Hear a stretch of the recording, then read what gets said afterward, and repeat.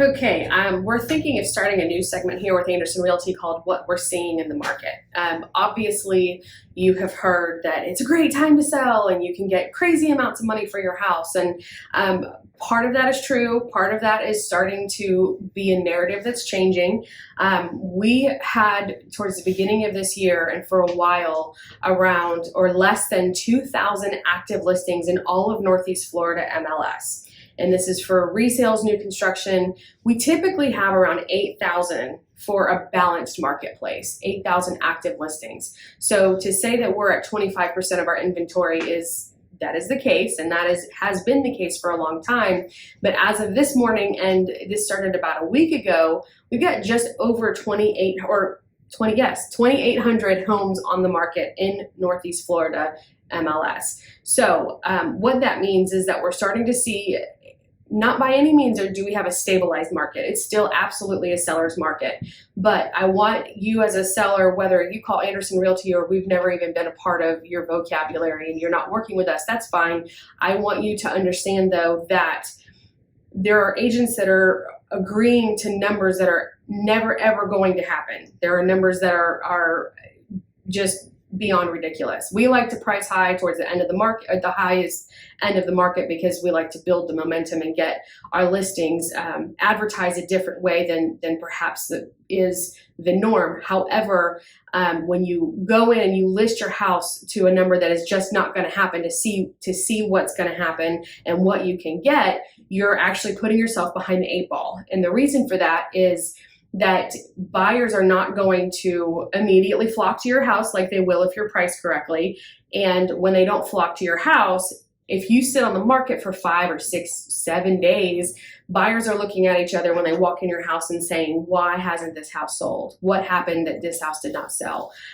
So we're seeing a lot of houses go on the market with these super high numbers that no appraiser is going to be able to justify. So, you're basically hoping for a cash offer, which those are fewer and farther between. But when you price that high, then you're putting yourself behind the eight ball. And now you're having to justify why your house has stayed on the market. People think there's something wrong with it.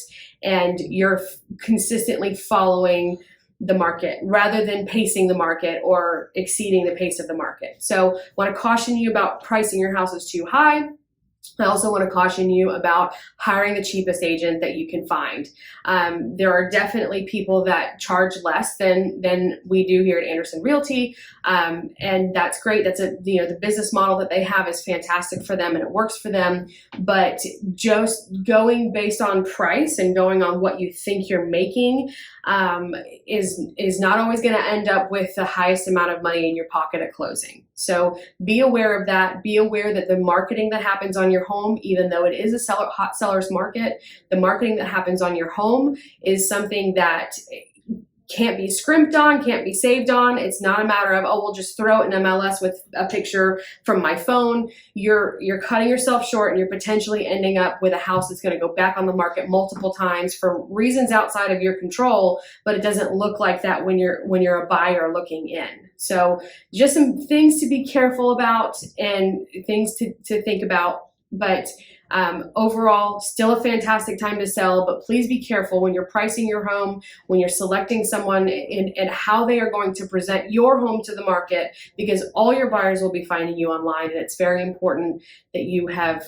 got a corner on the best and most qualified people that are going to be walking into your front door. If you have more questions, we've got some very, very skilled and educated agents in this office. We'd love to help you with anything we can. Always stop by, come over here and have a coffee at our coffee bar.